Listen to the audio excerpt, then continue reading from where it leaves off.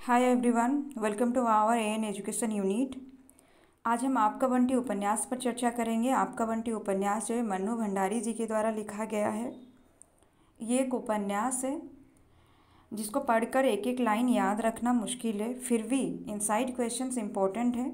चाहे ये net JRF का एग्ज़ाम हो या कोई टीचिंग एग्ज़ाम जिसके सिलेबस में ये हो, या फिर कोई एंट्रेंस एग्ज़ाम या सेमिस्टर, कोशिश करेंगे जितना ज़्यादा इम्पोर्टेंट इन्फॉर्मेशन क्वेश्चन बनने लायक इस वीडियो के माध्यम से दे पाएँ। आपका बंटी उपन्यास है मन्नू भंडारी जी के द्वारा लिखा गया है। इसका मुख्य पात्र जो है बंटी है, जिसका उम्र जो है 7 साल है और उसका नाम है अरूप बत्रा। माता है शकुन, पिता अजय बत्रा। माता दिल्ली के प्रिंसिपल और पिता जो है अजय बत्रा, वो कोलकाता के रहने वाले हैं। कोलकाता के रहने वाले मतलब माता से अलगाव के बाद में वो कोलकाता में रहने लगे हैं, कोलकाता के बांकुरा। अजय और शकुन का अलगाव को भी लगभग 7 साल हो गया है। मतलब ये जो उपन्यास है, ये उपन्यास का मुख्य विषय जो यही है कि बंटी जो है 7 साल का बच्चा है जो अपनी माँ के साथ रहता है। माँ के साथ रहने के बावजूद वो चाहता है कि उसके पिता भी जो हैं वो इसके साथ रहें, उनका भी एक परिवार हो, लेकिन ऐसा कुछ होता नहीं है। माता और पिता का अलगाव हो गया है बहुत पहले से। दूसरा विवाह करते हैं अजय जो है मीरा से करता है। पहले अजय विवाह करता है मीरा से, फिर शकुन जो है डॉक्टर जोशी से। इसमें अन्य पात्र जो है उपन्यास के वो है वकील चाचा, अमी, जोत, फूफी, माली, चपरासी जो है बंसीलाल, और इसके साथ साथ टीटू, सन्नो, ये भी पात्र हैं। ये उपन्यास कुछ इस तरह से है। मम्मी ड्रेसिंग टेबल के सामने बैठी तैयार हो रही है। बंटी पीछे खड़ा चुपचाप देख रहा है। मम्मी जब भी कॉलेज जाने के लिए तैयार होती है, बंटी बड़े कौतूहल से देखता है। मतलब मम्मी को तैयार होते हुए बंटी जो है देखता रहता है।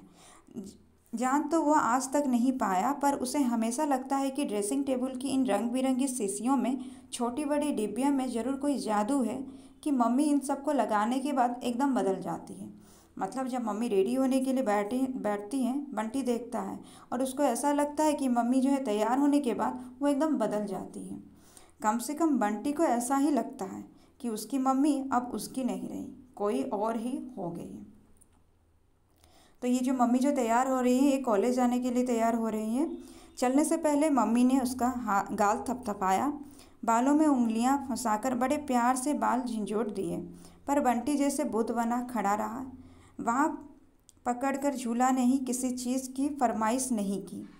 मम्मी ने खींचकर उसे अपने पास सटा लिया, पर एकदम चिपक कर भी बंटी को लगा जैसे मम्मी उसे बहुत दूर दूर है। और फिर वे सचमुच ही दूर हो गए। घर के ठीक सामने बने कॉलेज में घुसी तो बंटी दौड़कर अपने घर के फाटक पर खड़ा हो गया। मतलब बंटी की मम्मी जो कॉलेज जाती है वो घर के बहुत पास में है। सिर्फ दूर जाती हुई मम्मी को देखने के लिए वो जानता है मम्मी वो पीछे मुड़कर नहीं देखेंगी। मतलब जब मम्मी कॉलेज को जाती हैं तो वो फाटक से जो देखता है उसको पता है कि मम्मी दूर जा रही हैं और मुड़ के नहीं देखेंगी, लेकिन फिर भी दूर जाती हुई मम्मी को देखने के लिए वो जाकर खड़ा होकर उनको देखता है। पहले जब कभी उसकी छुट्टी होती और मम्मी की नहीं होती, मम्मी उसे भी अपने साथ कॉलेज ले जाया करती थी। चपरासी उसे देखते ही गोद में उठाने लगता तो वो हाथ झटक देता। मतलब चपरासी जब इसको गोद में उठाते तो ये उनको हाथ झटक देता है। मतलब इसको वो सब पसंद नहीं है। मम्मी के कमरे के एक कोने में ही उसके लिए एक छोटी सी मेज कुर्सी लगवा दी जाती, जिस पर बैठकर वो ड्राइंग बनाया करता। कौन? बंटी जो है मम्मी के साथ जब स्कूल जाता है तो कॉलेज जाता है तो उसका कुछ इस तरह से रहता है कि उसकी मम्मी जो है, मम्मी जहाँ पर मम्मी के जो कैबिन में इसका भी एक कुर्सी लगाया जाता है, वहाँ बैठ के ये क्या करता है, ड्राइंग बनाता है। प्रिंसिपल जो कौन है, उसकी मम्मी। प्रिंसिपल की कुर्सी पर बैठी मम्मी उसे कभी अच्छी नहीं लगती। वहाँ उसके और मम्मी के बीच में बहुत सारी चीज़ें आ जाती है। मम्मी का नकली चेहरा, कॉलेज की बड़ी सी बिल्डिंग, कॉलेज की ढेर सारी लड़कियाँ, कॉलेज के ढेर सारे काम, थोड़ी थोड़ी देर में बजने वाले घंटे, जो बेल लगता है कॉलेज में, घंटा बजने पर होने वाली हलचल, इन सब के एक सिरे पर थोड़ी थोड़ी देर में बजने वाले घंटे और घंटा बजने पर होने वाली हलचल, इन सब के एक सिरे पर वो रह जाता है चुपचाप। मतलब ये एक के बाद एक चलता रहता है, लेकिन बंटी जो है वो चुपचाप रह जाता है सहमा सा। दूसरे पर मम्मी रहती है, मतलब एक तरफ तो बंटी रहता है एकदम चुपचाप सहमा सा, और दूसरी तरफ उसकी मम्मी जो है वो क्या करती है, किसी को आदेश देती है, किसी को आदेश देती हुई, किसी के साथ सलाह मशवरा करती हुई, किसी को डांटती हुई, और इसलिए उसने कॉलेज आना छोड़ दिया। मतलब यहाँ बताया गया है कॉलेज, और कॉलेज में जिस तरह से जो भी चलता है, जैसे कि बेल लगता है, बच्चे वहाँ पर जो है हलचल मचता है, वो सब में ये क्या एक तरफ चुपचाप सहमा सा रह जाता है, और उसकी मम्मी दूसरी तरफ क्या करती है, किसी को डांटती है, किसी का कोई सलाह मशवरा करती है किसी के साथ। तो इसी वजह से वो क्या करता है, कॉलेज जाना भी छोड़ देता है मम्मी के साथ। थोड़ी देर तक बंटी गेट पर खड़े खड़े आने जाने वालों को यूं ही देखता रहा। फिर लोहे के फाटक पर झूलने लगा। सामने से दो लड़के साइकिल पर बातें करते हुए गुजर गए तो उसने सोचा थोड़ा और बड़ा हो जाएगा तो वो भी 2 पहिए की साइकिल खरीदेगा। इससे एक बार क्वेश्चन भी आया है कि साइकिल से जाने वाले को देखकर बंटी क्या सोचता है। वो क्या सोचता है कि 2 पहिए की साइकिल वो भी खरीदेगा। वो जानता है मम्मी उसे कभी बाहर निकलकर साइकिल नहीं चलाने देंगी, लेकिन फिर भी वो सोचता है कि वो जब बड़ा हो जाएगा तो वो साइकिल चलाएगा, साइकिल खरीदेगा।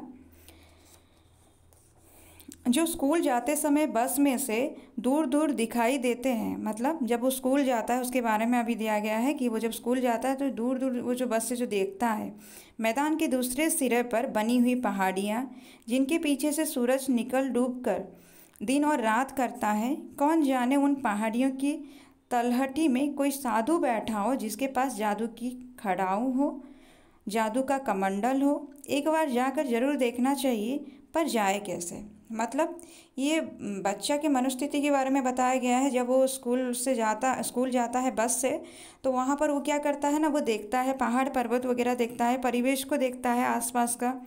तो वहाँ पर वो कहता है कि क्या पता वो जो पहाड़ियों की तलहटी है उसमें कोई साधु बैठा हो जिसके पास खड़ाऊ हो, कमंडल हो। तो ये पता कैसे करेगा ना, कभी वो अगर साइकिल से निकलेगा, साइकिल से जाएगा तो शायद उसको पता चले। मम्मी उसे बहुत ज़्यादा घर से बाहर नहीं जाने देती हैं। मम्मी को पता नहीं चल पाता है कि पलंग पर उनकी बगल में लेटे लेटे वो उन साधुओं की तलाश में कहाँ कहाँ घूमता है। कौन? बंटी। मतलब बंटी जो है एक बच्चा है, और उसकी मम्मी जो है हमेशा क्या करती है, एक नियंत्रण में रखती है कि हमेशा उनकी नज़रों के सामने में रखना चाहती है, उसको बाहर निकलने नहीं देती है, इधर नहीं जाने देती है, उधर नहीं जाती है। तो उस समय जब वो बच्चा जो है, वो बच्चा कैसे वो महसूस करता है, वो क्या क्या सोचता है, उसके बारे में दिया गया है। अब क्या है ना, छुट्टियों का दिन है। अब छुट्टियों का दिन है, समझ ही नहीं आता वो क्या करे। एक बार यूं ही बगीचे का चक्कर लगाया। मोगरे खूब महके हुए थे। एक एक पौधे को उसने खूब प्यार से छुआ। फिर गिनकर देखा कितनी नई कलियां खिली है। हर एक पौधे की फूल पत्तियों का हिसाब किताब उसके पास है। मतलब ये बच्चा जो है अकेला रहता है, तो अकेला अगर रहेगा कोई तो वो अपना साथी तो किसी को तो बनाएगा, चाहे वो मतलब ऐसा कोई साथी कि उससे वो भले ही बात ना कर पाए, लेकिन फिर भी उसके साथ एक तरह से क्या होता है, उसका संपर्क बना रहता है। जैसे कि यहाँ दिया है पेड़ पौधा के बारे में कि मोगरे खूब महके हुए थे, और कुछ फूल पत्तियों का हिसाब किताब भी उसके पास में है। सारे पौधे की फूल पत्तियों का हिसाब किताब उसके पास है। 1-2 पौधे की पत्तियां गंदी लगी तो जल्दी से पाइप लेकर उनको धोया, कुछ इस ढंग से जैसे मम्मी सवेरे सवेरे उसका मुंह धुलाती है, उस तरह से बंटी क्या करता है, वो पेड़ पौधे को उस तरह से धो देता है। भीतर आया तो कमरे में घुसते ही नज़र ड्रेसिंग टेबल पर गई। तो ये क्या करता है ना, मम्मी के एब्सेंस में भी वो ड्रेसिंग टेबल में जो शीशियाँ रखी हुई है उसको वो देखता है, और वो सोचता है कि इन्हीं की वजह से जो है मम्मी में बहुत परिवर्तन आता है।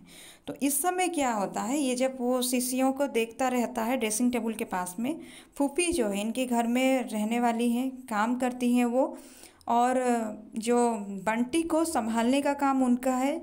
बंटी का पालन पोषण में उनका बहुत बड़ा हाथ है और बंटी से वो बहुत प्यार भी करती है। जैसे स्टार्टिंग में दिया था कि बंटी जो है उनको उसकी मम्मी को पकड़कर झूलता नहीं है, लेकिन ये फूफी को पकड़कर झूलता है। मतलब फूफी के साथ इसका जो संबंध जो है वो बहुत अलग तरह से है और बहुत प्यार का संबंध है, स्नेह का संबंध है। तो फूफी उस समय क्या करती है, इसको ड्रेसिंग टेबल के पास में देखकर वो उसका थोड़ा सा मजाक उड़ाती है। मतलब जैसे कि उसको बोलती है कि तुम यही सब करो, तुम मतलब यही सब करना चाहते हो, तुम लड़की बन जाओ, इस तरह से बोलती है। जिससे जो इसको बहुत चिढ़ है, किसको, बंटी को, कि उसको अगर लड़की बोल के चिढ़ाया जाए उसको बहुत बुरा लगता है।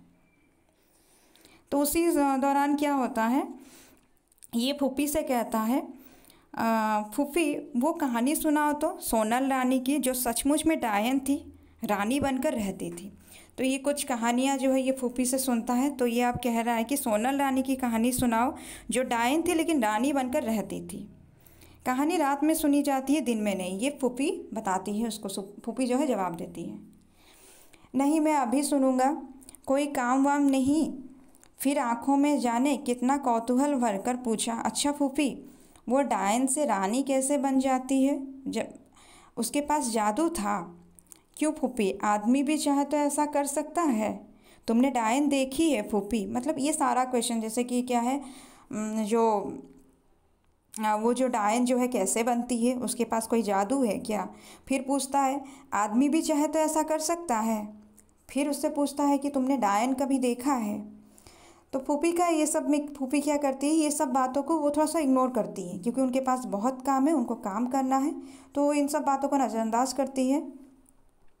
उसके बाद में दिया है, धीरे धीरे कहानी की एक पूरी की पूरी दुनिया खुलती चली जाती है। मतलब ये जब फूफी को बहुत परेशान करता है तो फूफी क्या करती है, इसको जवाब देती है, इसको कहानी सुनाती है। भेड़ बनाकर रखे हुए राजकुमार, मैना बनाकर रखी हुई राजकुमारी, ऐसा कुछ होता ज़रूर है जिससे आदमी भेष बदल लेता है। इस तरह से ये सब वो सुनाती रहती है, ये सुनता है। मम्मी की गोद में बैठना, उनके साथ सट कर सोना अच्छा लगता है। सोने से पहले मम्मी उसे रोज़ कहानी सुनाती है। ये बंटी के बारे में बोला गया है कि बंटी को जो मम्मी के गोद में बैठना, उनके साथ सट कर सोना अच्छा लगता है। सोने से पहले मम्मी उसे रोज़ कहानी सुनाती है, राजा रानी की, परियों की, ऐसे ऐसे राजकुमारों की जो अपनी माँ को बहुत प्यार करते थे और अपनी माँ के लिए बड़े बड़े समुद्र तैर गए थे, ऊंचे ऊंचे पहाड़ पार कर गए थे। मतलब बंटी की मम्मी जब कहानी भी सुनाती है तो उसमें भी विषय कुछ ऐसा होता है कि एक बेटा जो है अपनी माँ के लिए क्या क्या कर सकता है, बेटा कभी माँ को छोड़कर नहीं जाता है। ये सब कहानी के पीछे उनका वजह क्या है कि वो हमेशा डरती है कि कहीं ऐसा ना हो कि जैसे अजय उनको छोड़कर गया है वैसे बंटी भी एक दिन उनको छोड़कर चला जाए। मम्मी के चेहरे पर गहराती हुई उदासी की परतें उसे कहीं हल्के से बेचैन कर देती। मतलब जब ये मम्मी का जो सोच इसको पता चलता है बंटी को कि मम्मी हमेशा घबराती हैं कि बंटी उनको छोड़कर चला जाएगा, उस समय उसका मन करता है कि मम्मी को पक्की तरह समझा दे कि वो उन्हें कभी छोड़कर नहीं जाएगा, चाहे कुछ भी हो जाए बंटी उनको छोड़कर कभी नहीं जाएगा। बंटी ये चाहता है, मम्मी के मन की बात को जानने के बाद में बंटी चाहता है कि वो उनको बताए कि वो कभी उनको छोड़कर नहीं जाएगा। बंटी ने अपनी अलमारी खोली। एक दिन के बारे में बताया गया है। एक दिन क्या होता है, बंटी जो है अपना अलमारी खोलता है। उसमें क्या होता है ना, मम्मी के खरीदे हुए बहुत सारे खिलौने और पापा के भेजे हुए बहुत सारे खिलौने उसको मिलते हैं। तो वो क्या करता है, उसमें से एक बंदूक निकालता है और खूब बड़ी सी बंदूक एकदम आंगन में झाड़ू लगाती हुई फूफी की पीठ में नली लगा दी। मतलब बंदूक को निकालता है और लेकर जाता है और लेके जाके किसको लगा देता है, फूफी की पीठ में लगाता है और बोला, आप कहेगी कभी लड़की, कर दूँ सूट, गोली से उड़ा दूंगा। ये कौन कहता है, बंटी कहता है फूफी से, क्योंकि फूफी उसको चिढ़ाती है लड़की लड़की कहकर।